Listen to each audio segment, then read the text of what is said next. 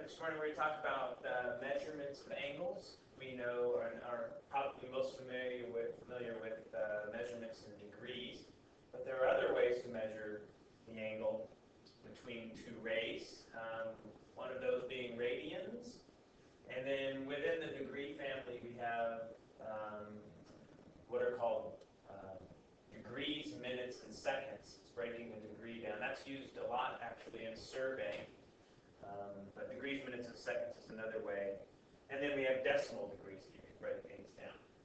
So first of all, let's talk some nuts and bolts about angles and how they're formed. So an angle is formed when we have two rays. One ray,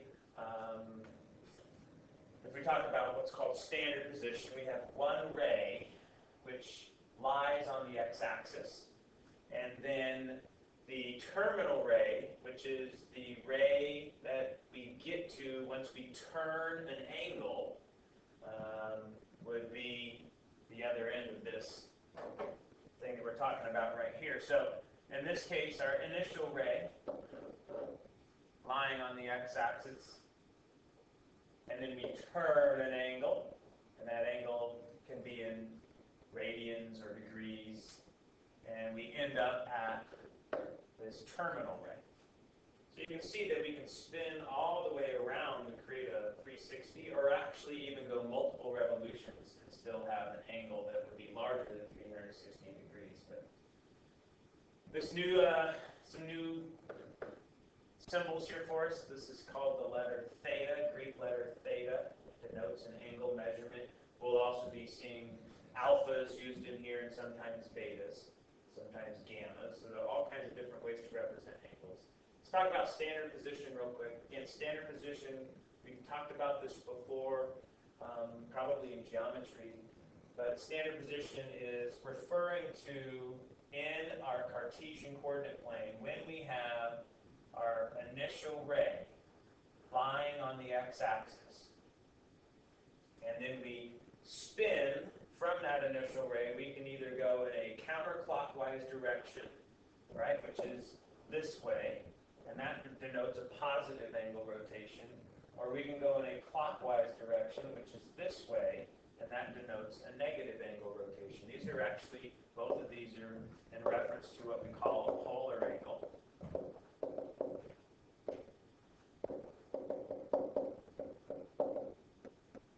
So we're hanging out on our initial standard position, initial ray. Let's say we want to spin around to 120 degrees. That's going to be about right there with our final ray. So we're talking about that being an angle measurement of 120 degrees. If we always place our rays in standard position, then when it comes to doing geometric proofs of a shape, it helps us in eliminating some of our unknown variables. So that's the whole concept of standard position. All right, so here we have angles measured in degrees. We have degrees, minutes, and seconds, DMS, and then decimal degrees, and then in radians. Again, degrees, minutes, and seconds used in surveying. So if you're doing land development, you're trying to find out some information about a plot of land, you'll go and see a parcel map, and on that parcel map you'll have information about the length of a property line, but also the bearings of that property line. Maybe it's a north 5 degrees, 13 minutes, 17 seconds east property line or something like that. So degrees, the degree symbol, minutes with the just single apostrophe, and then in seconds we'll use the quotation symbol. And how do we get there? We'll take a look at a few examples of how we convert something from decimal degrees to degrees, minutes, and seconds. And then finally our radian measure. We're going to take a look in just a second of what a radian actually is. All right, let's talk about going from degrees, minutes, and seconds to degrees. So here we have 15 degrees, 28 minutes, 45 seconds. And if you think about minutes and seconds, you have 60 minutes represented in a degree. And for seconds, you have 60 seconds represented in a minute, and then you have 60 minutes represented in a degree. And that is why for this calculation down here, we have 60 times 60. So we just simply take the the minutes portion, and we divide it by 60, and that's going to give us some decimal value. And then we take the seconds portion, and we divide that by 3,600, and we add that to our minutes portion, and then finally add that to our degrees, and we get this 15.4792 degrees. What about going the other way, going from degrees to degrees, minutes, and seconds? A little different. The degrees, 17, we just start there. That's the whole number part of this. Now, in terms of what do we do with this decimal, we're actually going to break it down twice. Once for minutes, and then once for seconds. And so the first thing you'll notice that we do is we take the given minutes, the 0.1655, I guess that's not minutes, I'm sorry, just decimal degree portion, 1655, and we multiply it by 60 to convert that into minutes. And you'll notice that when we do that, we get 0.93.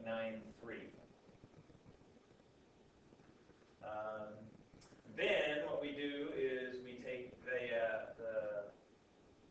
0.93 that resulted from 0.1655 times 60, and we multiply that one again by 60. Again, this is taking us to the seconds portion, and we end up with our 17 degree, 09 minutes, 55.8 seconds. So if I just added all that stuff together, I would get this final answer. You'll notice that the minutes between 0 and 59, and then our seconds between 0 and 59 as well. They're decimal. So that's kind of an FYI introduction to degrees, minutes, and seconds. The calculator actually has the ability to take a decimal degree. So you can do this one in your calculator. If you go in your calculator and the math option, I think it's the math option. One of the buttons kind of looks like this. It says DMS. So if you were to put in 17.1655 and then hit go to math and then find this option here, we convert it to degrees, minutes, and seconds for you. But we should probably know how it's doing that. Able to refer to it. All right, so those are our 3 of the 4 different ways of measuring angles. Again, most used to the degrees. Let's take a look at this concept of a radian and what a radian is. So here we have a description of a radian is the number of radius units in the length of an arc. So what does that mean? Well, if my radius was 2, then a radius length of 2, that would mean that a radian would be equivalent to that radius length. And the angle that results from that would be known as a radian. So here's a little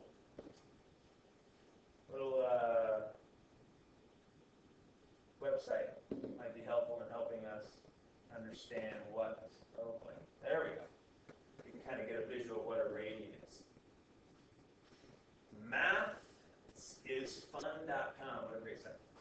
All right, so let's take a look. Some examples here we're going to do. What is a radian? Little visual for you. You take a radius length and you wrap it around the part of the circle, resulting in that angle, which is referred to as a radian. All right, how many degrees are in a radian?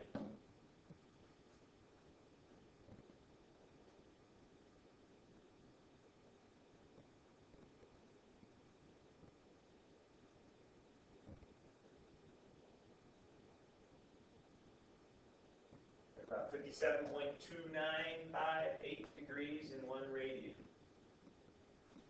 So we'll take a look at some conversion formulas that actually help us to get here. So, good little visual of what's going on there with our radian measurement.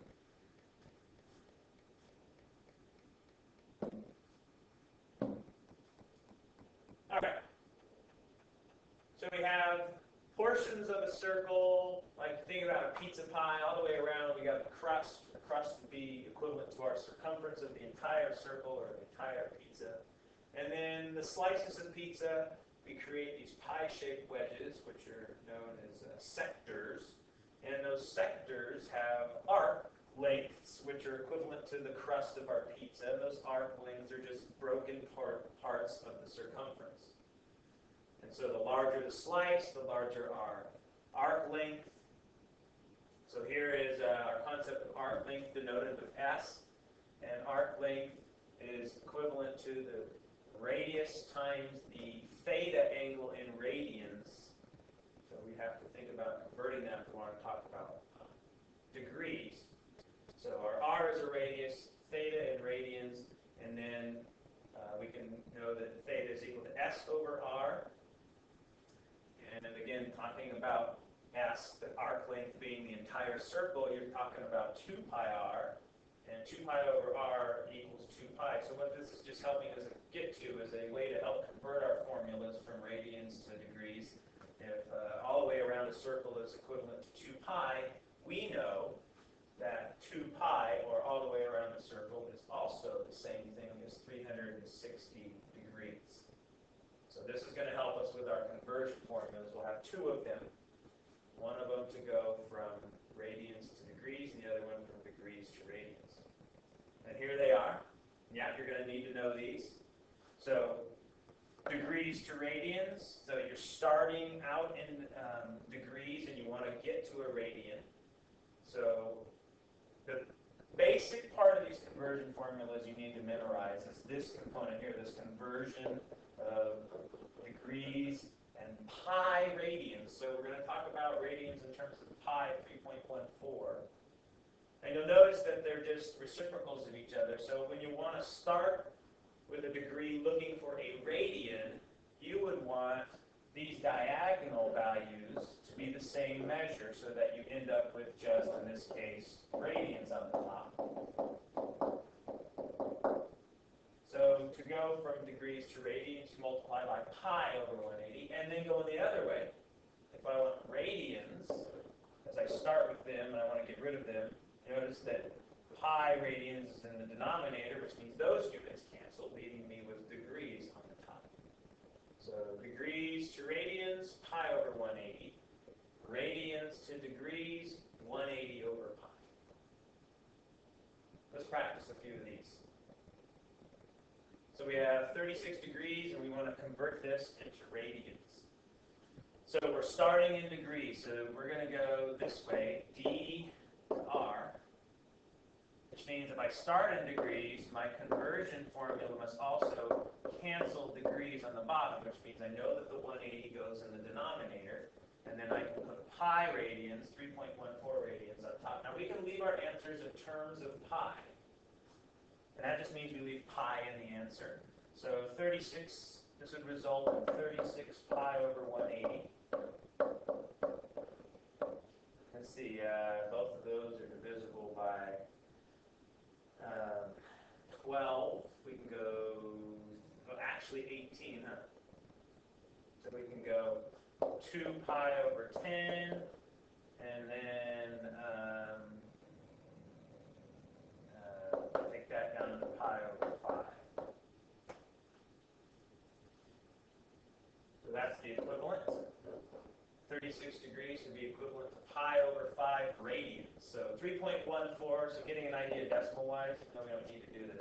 3.14 divided by 5. You're just a little more, about 0.6 something radians. That's what that would mean.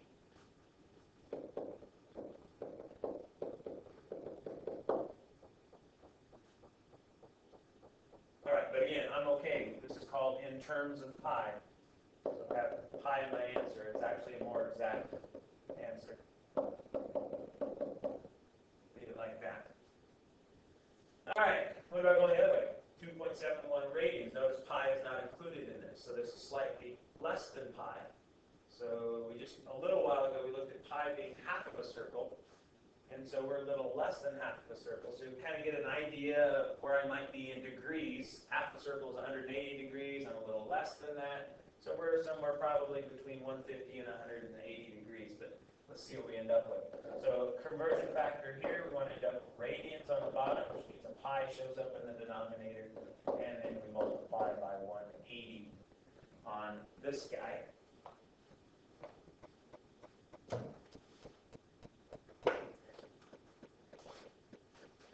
What do we end up with?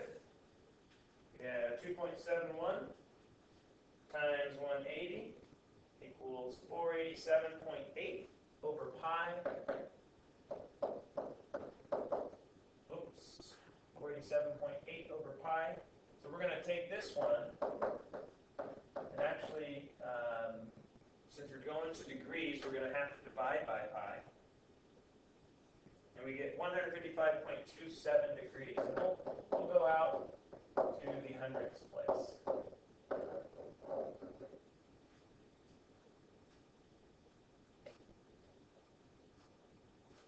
Okay, what about going from degrees, minutes, and seconds to radians? Well, first of all, let's take this and convert it into decimal degrees. So remember, decimal degrees, out of degrees, minutes, and seconds. The whole number part of degrees stays. The minutes become 14 over 60. The seconds become 52 over 60 times 60, or 3,600. So we're going to just put this all in the calculator. Here we got 52 divided by 3,600. We're going to add that to 14 divided by 60. And we're going to add that to 44. And we get 44.2 478. I know we're going out a little further here. That would be our the equivalent degrees in decimal units. And then now we want to take that, convert it to radian units. So this again, I want the 180 on the bottom so the degrees cancel. And I'm going to get, go ahead and make this one equivalent. It's going to be 0.772 radians if I multiply by pi and then divide by 180. We'll think about doing things in terms of pi when I have a nice fraction that's going to simplify it. When I have these decimal values, we'll go ahead and take it to a decimal solution. And then 5.67 radians. So 2 times pi, or 6.28, takes us twice 2 pi, or 1 time around our circle. So we're going to be less than 1 time. So we're going to be somewhere probably between 330 degrees, 360 degrees with this one. So let's see what we end up with. So 5.67 times 180. And then that answer divided by pi. I end up 324.86. Or 87.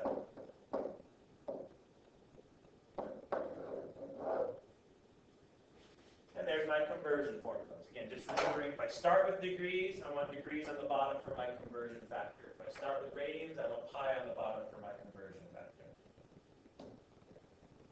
All right, given this clock here, we're trying to figure out what's the degree in the radian measure of an angle formed by the hands on the clock. All right. There can be some application to this. With, like, say you're in a parking lot, you've got a surveillance camera that's set up, and it can only have such a broad range in terms of an angle measurement. How many cameras do you need to be able to see the whole parking lot? Well, this kind of can be a conceptual application to that.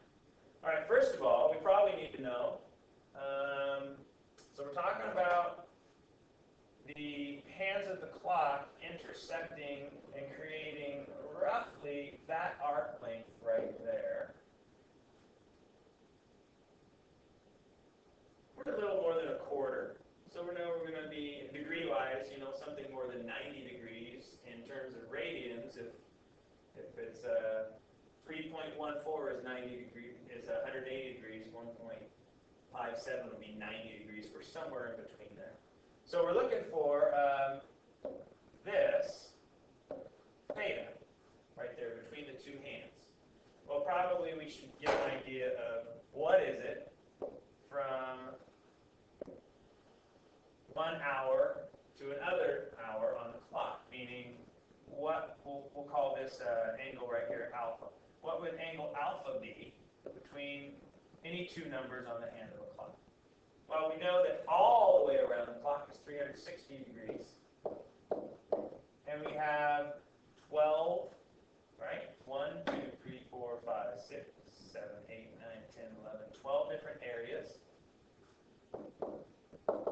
Which means each of these central angles between a number on a clock is equivalent to 30 degrees. So this is 30 degrees right here. Well, how many of those do we have between 2, 30, and 6? Well, between 3 and 4, we've got 1, there's 30. Between 4 and 5, we got another one, there's 30. And between 5 and 6, we have another one. And then we have a little extra going right there. Well, since it's 230, we know we're going to be half. So this little distance we're talking about is going to be 15 degrees. And so our total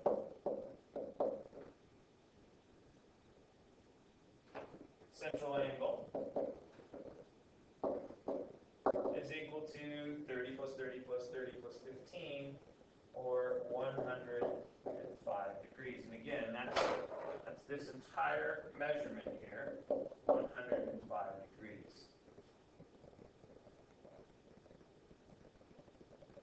All right. Well, we found our answer in terms of degrees. Now we just have to convert that thing into radians. So if we know that there are 105 degrees, then that means there are pi over 180 degree conversion of that. And let's see, both those, we get a 21 over a 36. So this can go to 21 pi over 36, and then we can go a little further and take that down to a 7 pi over a 12. And there's my, again, in terms of pi, there's my radian measure of that central angle between the big hand and the little hand on 230.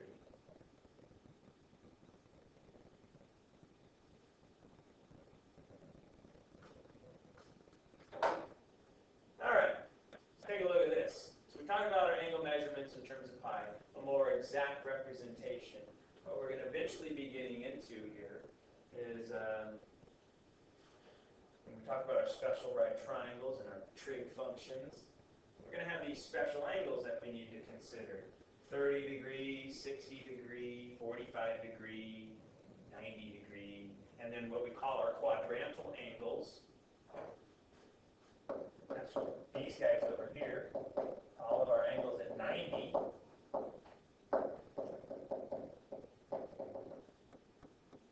So you guys are going to have to either just use your conversion formulas, or hopefully by the time we're done with this chapter, you'll have actually all of this memorized. What's the degree equivalent to pi over 4? Or what's the radian equivalent to 30 degrees? Hopefully we'll figure all this stuff out. But here's a little breakdown. You'll notice that for all on the left-hand side over here, we have multiples of 30-degree angles. Notice that all of those have these denominators of 6. Pi over 6, 5 pi over 6, 7 pi over 6, 11 pi over 6. And how we get that, we'll talk about in just a second. And then you'll notice 45 degrees, multiples of 4. Or denominators of 4. And then 60s, denominators of 3. And then 90s, denominators of 2. Well, where are these coming from? Well, let's take a look here.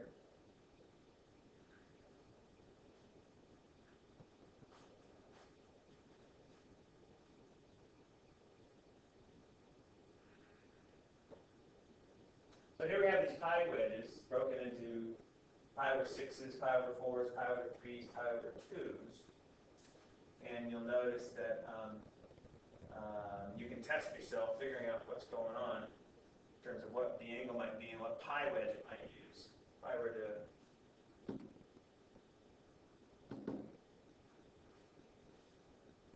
so here we are with our 30-degree pi wedge.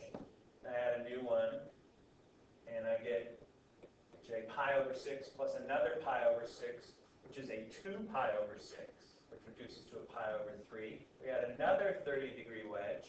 Now we have 3 pi's over 6, which reduces to pi over 2. And we keep doing this. Another pi over 3, pi over 6 wedge. Now we're having 1, 2, 3, 4 pi over 6's. But 4 over 6 reduces to 2 over 3. There's your 5 pi over 6's and your 6 pi over 6's, or getting back to just pi. So what we do is we're comparing this in reference to 180 degrees, and if we split 180 by 6 equal parts, we get 30-degree increments, and that's where this dividing by 6 component comes from when you're talking about radian measurements of 30-degree angles. And we can do the same thing. Let's take a look at our pi over 4. So there's a quarter of our circle. We add another quarter. Now we get to a half of our circle. And then another quarter, and we're 3/4 of our circle, and so on. We can work our way all the way around.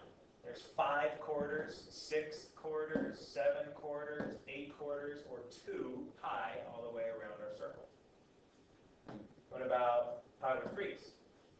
There's 1 pi over 3, 60 degrees. There should be 3 of these between 0 and 180. There's the second one, 2 pi over 3. Notice it's the same thing as our 4 pi over 6 one. And then there's 3 of them.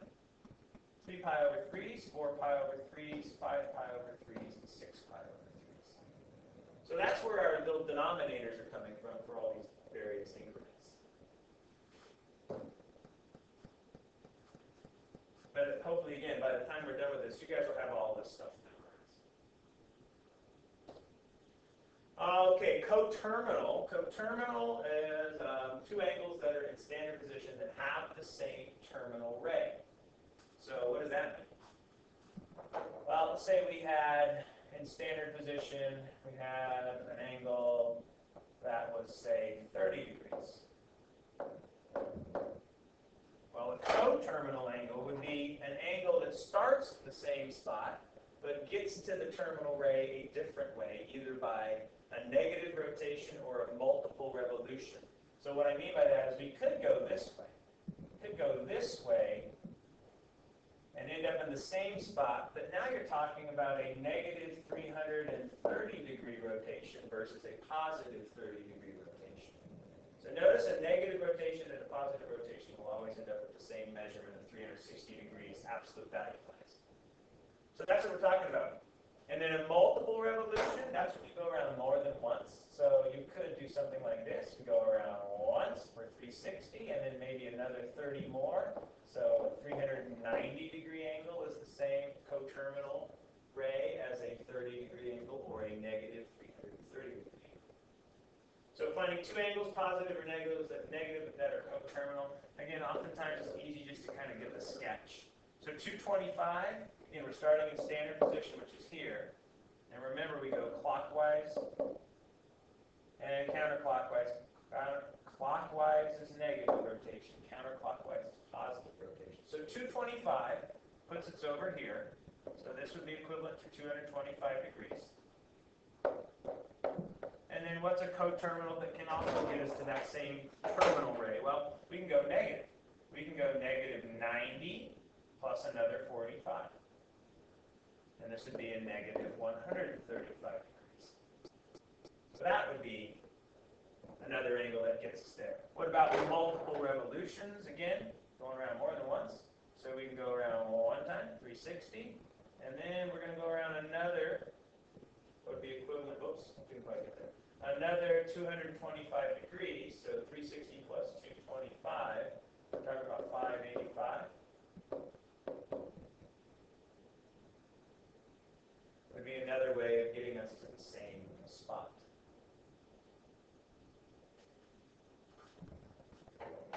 75 degrees, hanging out in quadrant 1 now. Again, a little sketch. 0 degrees, 75, roughly about right there. Problem? Again, talking negative rotation. Negative 90, negative 180, negative 270, plus this little leftovers. Well, what's that leftovers? Well, if from 0 to 90 is here, that means this little leftover has to be a 15-degree angle. And so we go negative 270 plus 15 is 285. So we're going to go negative 285. You can get me there. Again, talking about multiple revolutions now. We go around once, 360, plus another 75, 435. Could be another way of getting that same coterminal. All right, what about an example here where we got, I think we're almost there. We have this gear rotating at 40 rotations per minute, RPMs. Find the number of degrees per minute through which it turns and the approximate number of radians per minute. All right, so we've got this gear. Here it is. That's our gear. And it's going, in 1 minute, it will rotate 40 times. So what we need to think about is, this is equivalent to 1 rotation. And 1 rotation is the same thing as 360 degrees. It's also the same thing as 2 pi radians. And we're doing this 40 times in a minute. So we're going to write that rotation per minute. That's a rate. We're going to have 40 rotations per 1 minute. We're going to just use some conversion factors here. And we want to figure out what is this thing in degrees per minute. Now, I don't want to cancel the denominator minutes, but I do want to change the rotations into degrees and into radians. So how do we do that? Well, we figure out what's our conversion of rotations to degrees and rotations to radians. So let's do degrees first. If we know that 1 rotation is 360 degrees,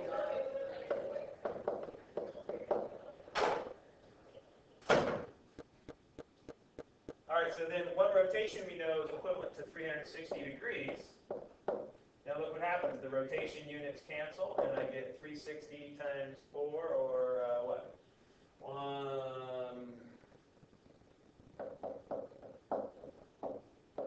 1440 degrees for 1 minute.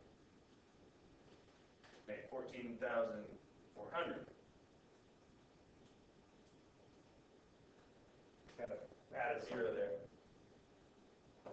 14,400 degrees in 1 minute. What about radians? Well, we're going to use the same setup. We got 40 rotations in 1 minute. And we're going to figure out how many radians there are in 1 rotation. Well, we know that there are 2 pi radians in 1 rotation. And once again, the units cancel. And I get 80 pi radians per minute. Again, we can leave our answer in terms of pi, but there we go. There's our conversion. Just got to understand the concept of rotations, and that's basically just how many circumferences are you going around in that minute, and we're doing 40 of them. So there's my conversion factor. And there's some for you guys to just try on your own. Just a little practice. There we go. Good luck.